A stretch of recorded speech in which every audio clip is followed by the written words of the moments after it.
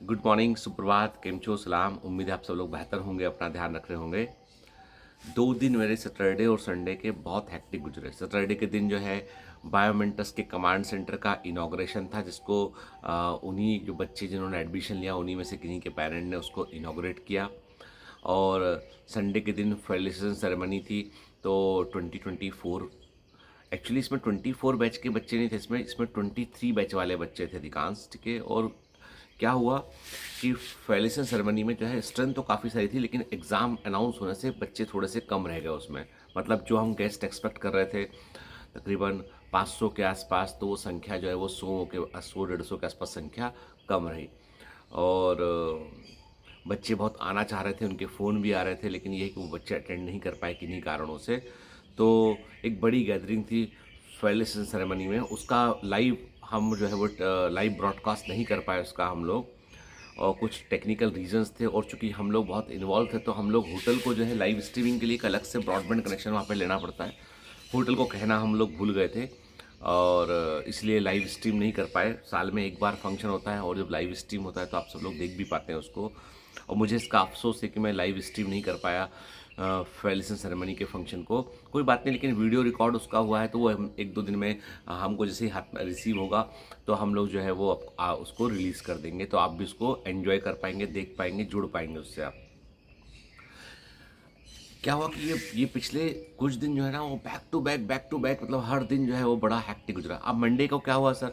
Monday को देखो, Monday को है ना, आपने देखा होगा बायोमेंटस की जो मूवी हमने फंक्शन में दिखाई थी, वही मूवी आप लोगों को भी दिखाया हम लोगों ने, ठीक है।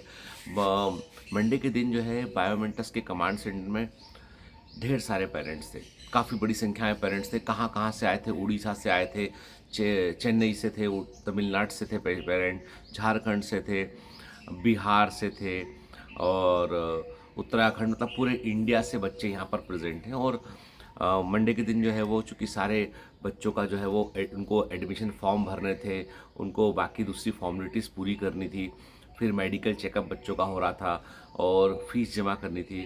तो मंडे को बहुत भीड़ हो गई थी सेंटर पे, और मतलब एक प्रकार का हम कह सकते हैं कि हम लोग बहुत अच्छे से मैनेज नहीं कर पाए उसके लिए। तो मैं उसके लिए एक्सट्रीमली वेरी सॉरी कि कोशिश पूरी की थी हमने, लेकिन चूंकि क्या है कि स्ट्रेंथ इतनी अधिक थी कि हमको मैनेज करने में दिक्कत हुआ उसमें। हालांकि स्ट्रेंथ ऐसा नहीं कि ग्लेडिएटर बैच में कोई 5-4 बच्चों को एडमिशन मिल गया है, मिला उतना ही बच्चों को एडमिशन है, लेकिन पेरेंट्स भी साथ में होते हैं, ठीक है, एक साथ सारे बच्चे होते हैं। इंफ्रास्ट्रक्चर को एकदम से मैनेज करना मुश्किल हो जाता है, ठीक है। बड़ा इंफ्रास्ट्रक्चर है हालांकि, पर स्टाफ जो है ना उसको, चूंकि बैच एक ही है तो स्टाफ को बड़ी संख्या में बढ़ाया नहीं गया है, उसी उन्हीं लोगों ने मैनेज किया। मेरी टीम में जो है वो मेरे टीम मेंबर जो है वो जैसे ईशा मैडम की बात करूँ मैं, अमर सर की बात करूँ मैं, चिन्मय सर की बात करूँ मैं, है ना, बाकी सारे स्टाफ की बात करूँ, सब लोगों ने बहुत कंट्रीब्यूट किया इस पूरे के पूरे मैनेजमेंट की प्रोसेस में। अब एक बात बताऊँ मैं कि मैंने कल 2-3 बच्चों को, ग्लेडर बैच के 1-2 बच्चों को मैंने जो है वो लौटाया मैंने। अब आप बोलोगे सर आपने एडमिशन लिए बच्चे को लौटाया क्यों आपने? फिर एक बच्चे को मैंने फ़ोन पे जो आना चाह रहा था उसको मैंने मना किया। आप बोलोगे सर ये भी आपने क्यों किया? क्योंकि कारण ये था कि वो 2-3 बच्चे जो है वो अपने पिताजी की ज़मीन गिरवी रखवा कर कोचिंग पढ़ने आए थे मेरे पास।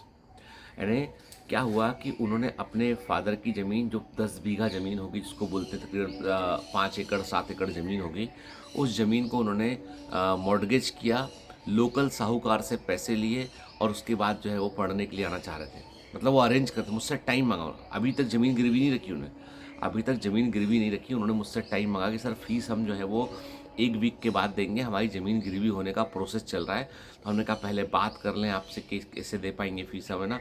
तो मैंने साफ साफ समझाया कि कोचिंग करने के लिए, चाहे कोई भी कोचिंग क्लास हो, कोई भी कोचिंग क्लास हो, कोई भी ऑर्गेनाइजेशन हो, कोचिंग करने के लिए ज़मीन गिरवी कभी मत रखवाना अपने पिताजी की। कोचिंग करने के लिए कभी भी ज़मीन गिरवी मत रखवाना अपने पिताजी की, क्योंकि उस ज़मीन पर तुम अकेले नहीं हो, उस ज़मीन पर परिवार के और लोग भी डिपेंडेंट हैं।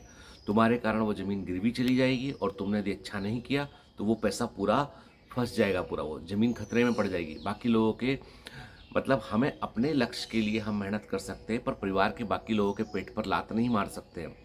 परिवार के बाकी लोगों की को हम भूखा नहीं रख सकते हम।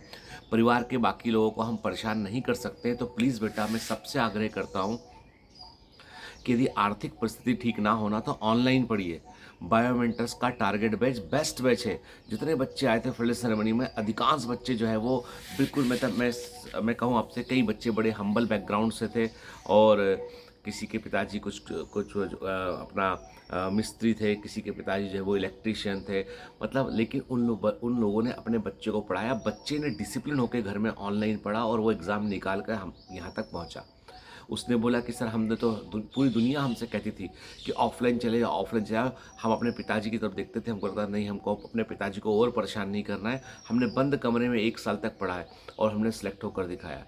कई बच्चे बहुत अच्छा बोले फील्ड सेरेमनी के दौरान, है ना, जैसे कि अलविया ने बहुत अच्छा बोला, उन्होंने कि एक अलविया बच्ची सेलेक्ट हुई, उसने बहुत अच्छा बोला उसने कि जब भी कभी मैं उदास हुआ करती थी तो मैं कुछ लिख लिया करती थी मैं, ठीक है ना, कि जैसे मुझे शादी में जाना है तो मैं लिख लिया करती थी कि मैं शादी में गई, मैंने ये किया, और मैं मान लेती थी कि हो गया। मन को लगता था कि मैं चली गई उस फंक्शन में, लेकिन मैं पढ़ती थी अपने पिताजी के सपने के लिए, अपने सपने के लिए। तो मुझे लगता है कि बेटा देखो ना, मैं बहुत अच्छी बात है, तुम्हारे ड्रीम है, सपने हैं, तुम्हारा एम्बिशन है, लेकिन प्लीज़ अपने माता पिता को प्रेशर में डालकर, उनकी ज़मीन गिरवी रखवा कर, घर गिरवी रखवा कर, घर को मॉर्गेज करवा कर प्लीज़ कहीं मत जाइए पढ़ने के लिए। कॉलेज की फ़ीस की बात भी जहाँ आए ना आपको, तो भी ऐसा नहीं करना है। क्यों नहीं करना है बेटा? कि तुम तो पढ़ लोगे, लेकिन बाकी पूरा परिवार संकट में पड़ जाएगा।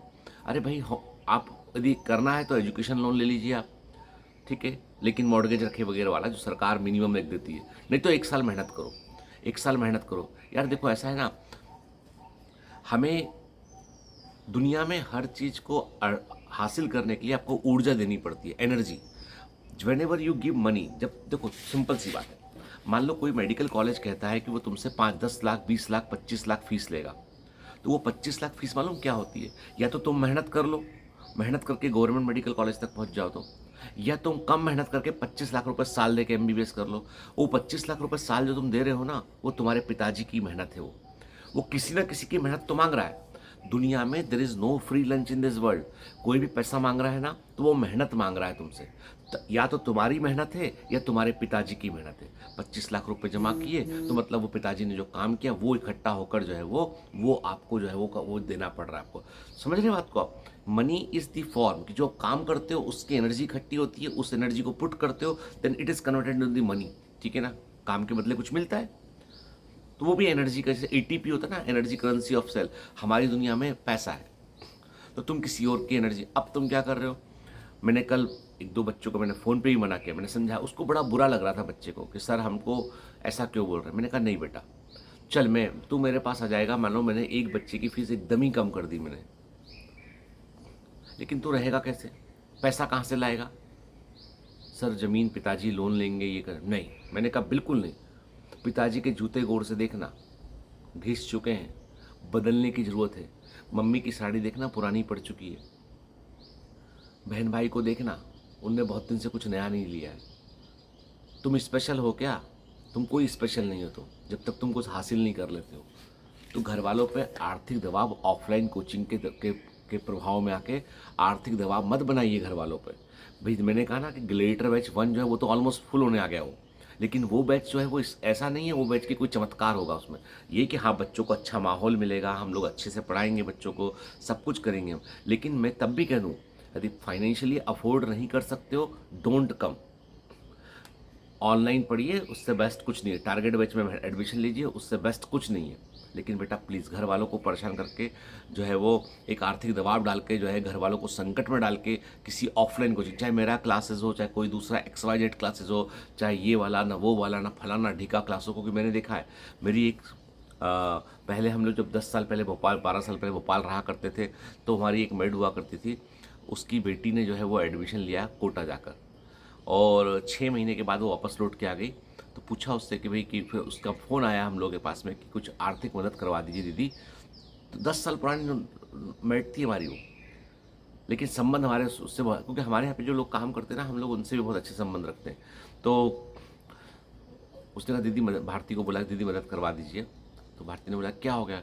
बेटी हमारी जो है वो पढ़ने कोटा गई थी, और हम लोगों ने जो है ना अपना घर और ज़मीन गिरवी रख के पैसे हमने इकट्ठे किए थे, और फिर एक नई कोचिंग खुली थी बहुत हल्ले के साथ में, हमने वहाँ पैसे जमा कर दिए, और उसके बाद फिर वहाँ पे हमको कुछ मिला नहीं, और बच्ची लौट आई है। अब ज़मीन घर हमारा गिरवी चला गया, ज़मीन छोटी सी 1 एकड़ की ज़मीन थी, सब्जी पैदा करते थे वो, अब हमको जो है वो छुड़ानी भी है उसको और बेटी को पढ़ाना भी है। तो भारती ने फिर किसी की मदद से जो है उनको पैसे भी दिलवाए और उस जिसने से लिया था उसको भी कहलवाया कि भाई तुम इनको टॉर्चर मत करो, इन लोग को तुम धीमे धीमे ले लो अपना इतना। तो धीमे तो किसी प्रकार से कहे सुन के वो चीज़ें ठीक हुई। मुद्दा ये है कि मैं कहता हूँ आपसे कि आप इतने स्वार्थी मत बनो, इतने स्वार्थी मत बनो कि आप अपने छोटे भाई बहन की मजबूर को ना दिखाई पड़े, अपने पिताजी को मजबूर मत बनाओ। इसलिए मैं कहता हूँ बेटा कि जो लोग भी ऑनलाइन को कम समझते हैं ना, वो अपने खुद के अंदर उनमें डिसिप्लिन नहीं है। जबकि ऑनलाइन का कंटेंट वही है जो ऑफलाइन के कंटेंट, बल्कि मैं तो कहता हूँ बेहतर है। आई कांटेक्ट, कैमरे का सब कुछ बेहतर है, आप वापस से रिवाइंड करके देख सकते हो। कंटेंट बेहतर है, सब कुछ बेहतर है। जितनी चादर उतना पैर पसारना चाहिए। अननेसेसरी दूसरों के भेड़ चाल में आके बाजार व्यवस्था का हिस्सा मत बनिए। आपको यदि लगता है ना कि आप नहीं कर पाते बेटा, घर वालों को कभी गौर से देखना पिताजी की तरफ, ठीक है ना। ये मत देखना उनको, एक ये मत बोलना कि वो तुम्हारे लिए कुछ कर नहीं पा रहे। सोचना कि वो कैसे भी करके तुम्हारे लिए सब करने की कोशिश कर रहे हैं। कभी कभी झुंझला सकते हैं वो, लेकिन मन से चाहते ही है कि काश मैं तुम्हारे लिए सब कुछ कर पाता। तो वो दर्द भी समझना होता है, ठीक है। तो मेरा आज कहने का मतलब ये है कि बेटा भेड़ चाल का हिस्सा मत बनिए। ज़मीन गिरवी रखवा कर कहीं नहीं जाना पड़ने के लिए, मॉर्गेज घर करवा के कहीं नहीं जाना पड़ने के लिए, ठीक है ना। उसके अलावा अफोर्ड कर सकते हैं, बहुत अच्छी बात है, ठीक है ना। बात कीजिए, सब कुछ ठीक होगा, ठीक है। फिर मैं यही बोलूँगा, जो पेरेंट्स कल आए थे 2 दिन से मेरे साथ में हैं और उनको जो भी असुविधा, मतलब असुविधा का मतलब ये कि भीड़ लगी थी, थोड़ा वेट करना पड़ा उन्हें, है ना। उनकी बारी आने तक एक घंटा वेट करना पड़ा कि उनकी बारी आएगी, फिर वो अपना फॉर्म भरेंगे, फिर डिपॉजिट करेंगे। तो वो सब चीज़ें जो हुई ना, तो मैं उस असुविधा के लिए खेद है मुझे कि लेकिन तब भी मेरी टीम ने बहुत अच्छे से मैनेज किया और इसका पूरा क्रेडिट मैं दूंगा चिन्मय सर को, अमर सर को और ईशा को। मैं पूरा क्रेडिट दूंगा पूरी टीम को जिन्होंने पूरा एफर्ट किया। इवन भारती जो है वो ऑफिस जा रही थी, केवल मुझसे मिलने आई थी, देखा कह रही यहाँ लोग काफ़ी है, तो उन्होंने वो भारती ने बड़ी बहुत बहुत मदद की कल। खैर जो भी है, मुझे ऐसा लगता है कि बेटा है ना, हम सब लोग को जो है ना ये सोचना चाहिए कि जो भी रिसोर्सेज हमारे पास है उसका हम कैसे बेस्ट पॉसिबल यूज़ करें हम, ठीक है ना। छलांग लगाने से पहले ज़रूरी है कि आप दूरी को नाप लें आप, ठीक है। दूरी को नाप लें, आपकी छलांग कहाँ तक लगानी है हमको, है ना। ज़रूरी नहीं है कि आपको हर बार एक बड़ी छलांग लगानी है, कई बार छोटी स्टेप से भी आप सफ़र मंजिल तक पहुँच सकते हैं आप, ठीक है। चलिए, आज बड़ी सारी रिकॉर्डिंग्स भी, बहुत सारे काम भी हैं, तो मिलता हूँ आपसे कल, ठीक है। All the best, bye bye.